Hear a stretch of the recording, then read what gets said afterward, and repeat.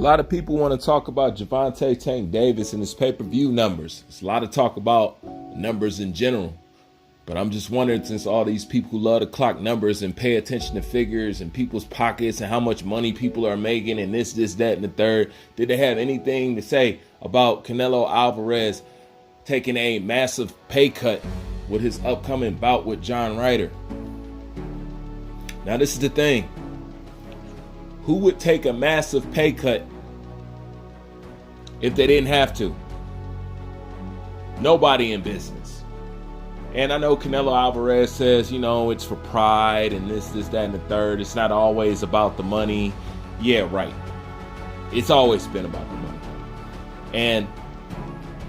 And even if Canelo Alvarez says it's not about the money, it got to be about the money at some point, especially when DAZN and Canelo Alvarez and Eddie Hearn originally split because of money and contracts and stuff not getting made. So it's always about the money. It always returns back to the money at the end of the day. But the whole point is, who would take a massive pay cut if they didn't have to?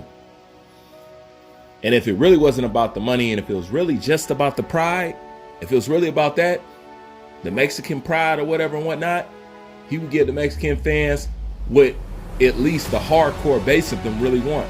And they want him to fight David Benavidez. He knows that.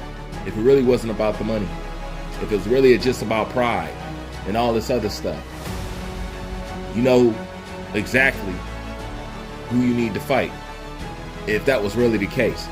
So it's not really that case. So the thing is, where everybody talking about all these numbers and stuff like that, we need to talk about why the so-called face of boxing is over here and having to take a pay cut. That's because it's just not popping like that. Because if you're not fighting one of these top fighters, or if you're not fighting one of these David Benavidez, or if you're not fighting a Dimitri Bivol, basically, if you're not fighting none of the fights that basically you want to avoid, then nobody got nothing for Canelo Alvarez. Nothing. Nobody's even talking about this fight. And who's going to pay for this on pay-per-view? Who in the hell is going to pay for Canelo Alvarez, John Ryder? Especially at the Tank Davis event. Who in the hell is going to pay for this? I'm not paying for it. But everybody want to talk about numbers. Let's see how much they want to talk about numbers after this event that nobody's talking about. I'm just saying now. I'm just saying. And then we're going to see what's what. But the point is, one guy is out here breaking records, and one guy is out here taking a massive pay cut. Nah, it's always about the money. It's just the money's not there. And especially money's not there.